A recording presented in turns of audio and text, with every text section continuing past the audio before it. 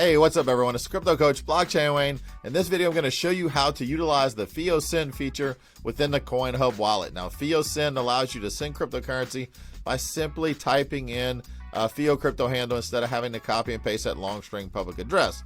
So here in the demo, I've got Coinhub Wallet pulled up behind me. And you can see from here, I'm going to send BNB for this demo purpose. I am going to hit BNB, and then I'm going to type in that FIO Crypto Handle that I want to send that BNB to. So for this demo, I'm going to type in Blockchain Wayne at Edge. That is the wallet I want to send it to. Now, if that is a valid FIO Crypto Handle that has a BNB address attached to it, it will pop up in green right below it. And give it a second. There it is right there. It pops up.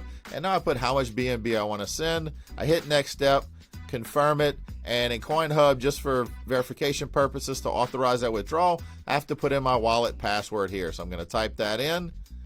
And when I hit confirm, it's sent. It's as simple as that to utilize FIO Send within the Coinhub wallet. So make sure to check it out and download the Coinhub wallet. Have a great day.